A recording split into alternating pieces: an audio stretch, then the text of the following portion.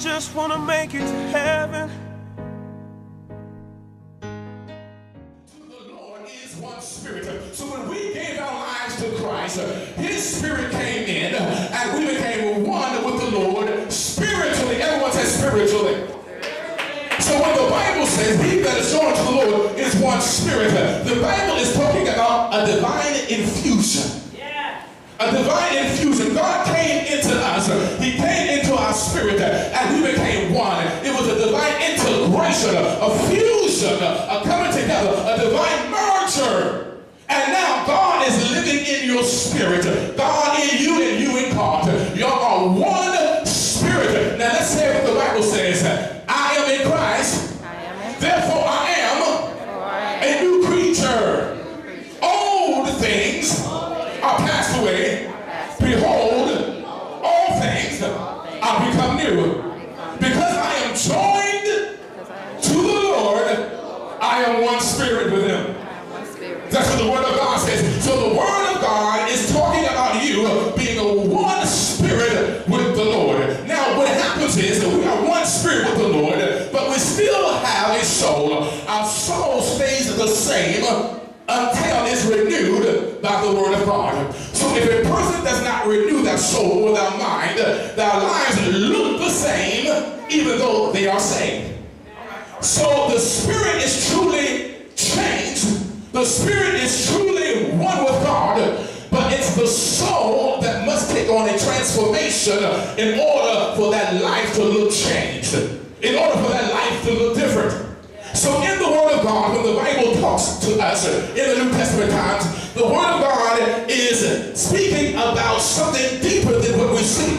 And so the Word of God tells us that we are a spirit, we have a soul, and we live in a body. Now that that fact is established, let's move on this morning. Is that all right? The Bible says in the book of Ephesians chapter number 5, verse number 1, be ye therefore followers of God as dear children.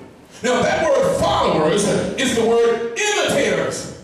Be ye therefore imitators of God as dear children. The Bible is telling us because we are children of God and it knows what has happened on the inside of us, meaning we have the nature of God. We are one with God.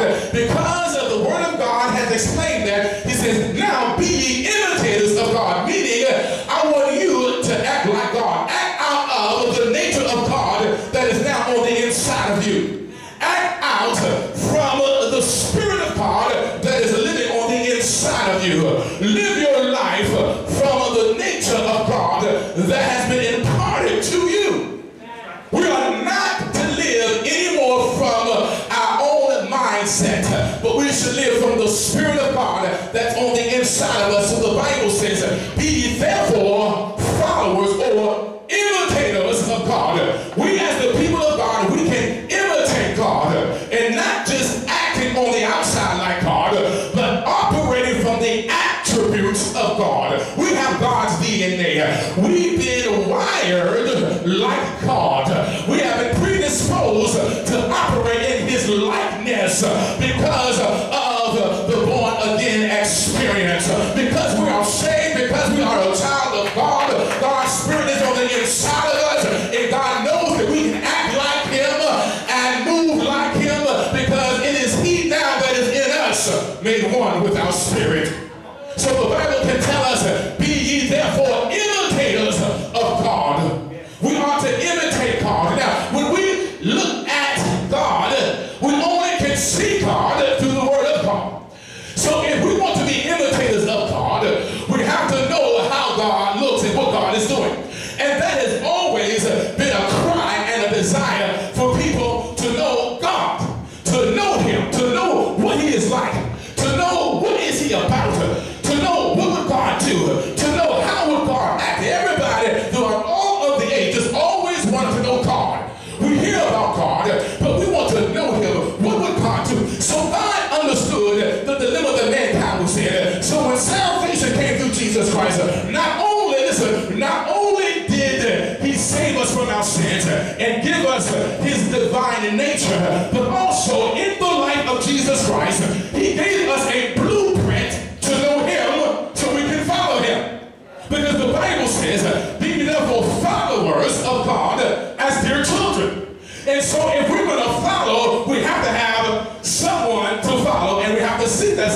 in order to follow. Well, in the book of John, the Gospel of John, chapter number 14, in verse number 9, first of all, Jesus was always referring to God the Father. He was always referring to the Father, the Father, the Father. And the disciples heard this so many times that they could not take it anymore. So Philip, he spoke up and he said, Lord, listen, I hear you, I'm paraphrasing right now, then I'm going to get into the word. He said, look, I hear you always talking about the Father. Show us the Father, and this is the word, show us the Father, verse number 9. Show us the Father, and it suffices us. Meaning, show us the Father, and it will satisfy us. You have talked about the Father, you have spoken about the Father, we hear you commune with the Father, we see you fellowshipping with the Father, and we have a desire to know Him, and know Him to the point that we can see Him. So, show us. Understand what they said. They didn't say, listen. They didn't understand. They didn't say, Lord, we want to understand the Father. They said, show us. You know like Moses said, Lord, show me your glory. They said, show me the Father. It is very important what the Bible says, and it is very important what the Bible does not say. The Bible says that they said, show us the Father. Because many people say, I want to see God. If I could just see God, if I could just lay my eyes and behold God, I would be okay. That's what they were saying. It will suffice us if we can just see the Father. Show us the Father. And Jesus said this, I know that longing and desire is in your heart. It's in the hearts of many people to see God. Let me tell you something, Philip. If you have seen me, you have seen the Father. If you have seen me, everything, listen, everything that you always wanted to know about God, you can know by looking at me. Watch me move, watch me heal, watch me teach, watch me bless, watch me do what I do. And by watching me and seeing me, you are seeing the Father God in action. Philip, I am going to satisfy your curiosity and the curiosity of all the world forever and forever. Anytime anybody in the world wants to say, I want to see God, if I could just see God, everything will be all right. Jesus solved that problem once and for all. He said, if you have seen me, you have seen the Father. Therefore, you don't have to look any further. You don't have to walk around saying, if I only could see God, if I only could perceive God, if I only could know God. All you got to do is look at the Word of God and look at Jesus. When you look at Jesus, you are seeing the Father. So when Jesus was doing what He was doing, you were actually witnessing the Father in action. So anybody that wants to know God and see God and know what God would do in a particular situation, all you got to do is look at Jesus.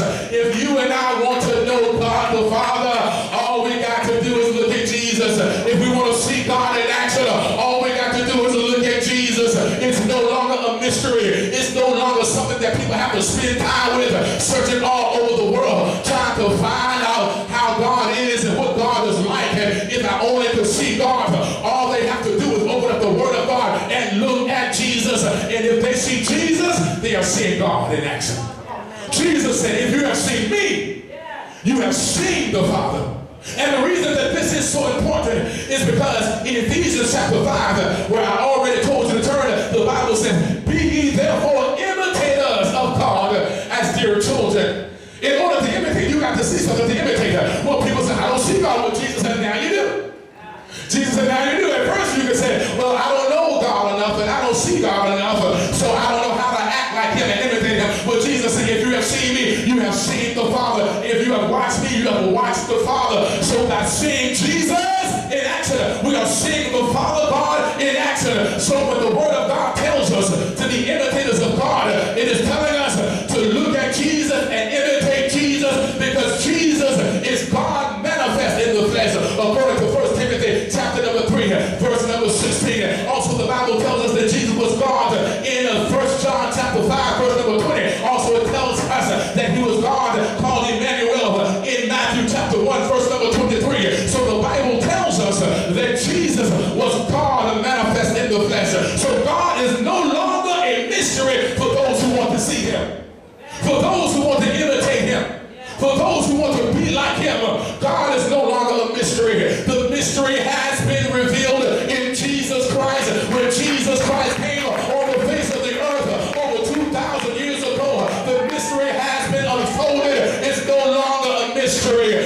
mystery has been revealed in Christ. Jesus Christ is God manifest in the flesh. And if we are going to follow God as dear children, we got to look at Jesus. We got to look at Jesus. That's the only way we can see God in action. Now, I want to share this with you, saints of God. When we look at Jesus, we see the things that Jesus did. We see how Jesus acted and was corresponding with people that he came in contact with in the earth. Now, I want to share something with you this morning.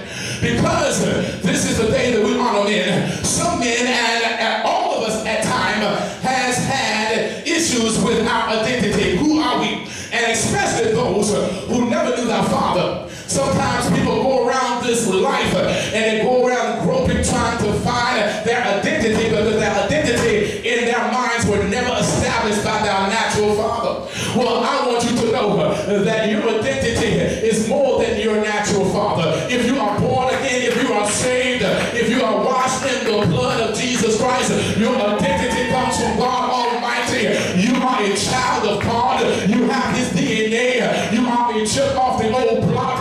You are a child of the Most High God, and you never have to wonder where you come from. You never have to wonder how your father is, because you can bypass your natural father. Even those who had natural fathers and they were good fathers, there is a father better than your good natural father. He's the father of fathers. He's the one that created you. He's the one that created your father, and he's the one that we ought to look to get our identity from. If we want to know who we are, we got to look at who he is, because who he is who we are on the inside. Listen to me, saints of God. It's not something that we have to wrestle with. The things of God that has been revealed, it's been disclosed, it's been opened up to all those who desire to know. Any person that desires to know who they are, listen, it's already been revealed in the Word of God. The Bible says, for those who are in Jesus Christ, in the book of 1 John, chapter number 4, verse number 17, this is a powerful verse. And remember the foundation that we laid, that the Bible primarily, when it speaks to the child of God in the New Testament times, it is talking spiritually. So remember the foundation that we set. So the Bible says in 1 John chapter 4, verse number 17, it is speaking about Jesus. Now this is what it says about Jesus, because it's going to talk about him, then it's going to talk about us. Because God always wants to tie him and us together. Don't ever, now that you are a child of God, separate you from Christ.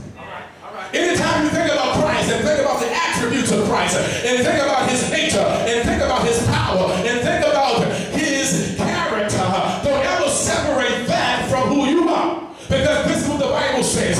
It says, as he, Jesus, is, so are we in this world. As Jesus is, so are we in this world. The Bible is talking about you in your spiritual nature. It is saying, as Jesus is, so are you in this world. So any person that is a child of God, if you want to know the real you, don't look into the mirror, because the mirror is only going to give you a physical reflection of your body. You are much more than a body. You are much deeper than that. You have to look spiritually on the inside of you, and the only way to look spiritually on the inside of you is to look into the Word of God. And when you look into the Word of God, you will find out what that hidden man of the heart is like. It's like Jesus. You and Jesus have been fused together. There has been a divine merger, a divine integration. And if you want to know who you are, look at Jesus. That's who you are. Even though you might not been acting like him, that's who you are. So anytime, listen, anytime you and I act outside of the character of who Christ is, we're acting outside of who we really are. Every time we act outside the character of who Christ is, which is God manifested in the flesh, we act outside of who we really are. Have you ever heard somebody say a statement similar to this? Man, that won't me. They might have been drinking or doing something or even just acting up. And they say a statement, man, that wasn't me. Well, you don't know how accurate they are if they are saved. If they are saved, if they are a child of God, that was not the real them. They were acting out of their unrenewed mind, acting out of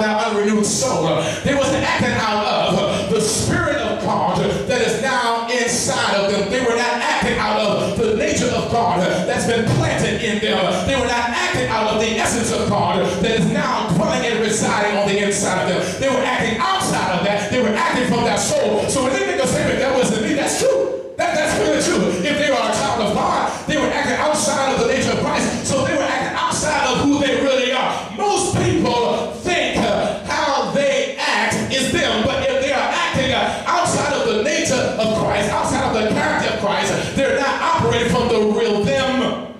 You see, there's a real you. And then there's the unregenerate you that's been tainted from your old life under the dominion of sin. But you are no longer under the dominion of sin. You've been born again and you have been brought out of the power of darkness and translated into God's dear Son. You are a child of God and God's Spirit is on the inside of you. And now you and I are to live from the Spirit of God that is on the inside of us. So if you and I want to know who we are, let's look at Jesus. Sometimes when people want to try to discover who they are, they look at their past and they put this event together with that event, and this situation together with that situation, and that experience together with that experience, and those situations and those events and those experiences, they put it all together and they put together a picture of who they think they are. Because of the past experiences, events that has taken place in their lives, they put that all together and they think, well, this is me because of this, and this is me because of that, and this is me because of such and such. But they don't know they're speaking from experience and not from revelation. As a child of God, we should never speak by experience as to determine who we are, but we only should speak from the revelation of the revealed Word of God. And the Bible says, as He is, Jesus, so are we in this world. There is a hidden man of the heart. That's the real you. That is incorruptible. There's a person on the inside of your physical body, and it's the real you that's been regenerated by the power of God, and you are one with God. That's the real you. And anything that you do that operates outside of the character of that person who is Christ is not the real you. I just want to make it to heaven.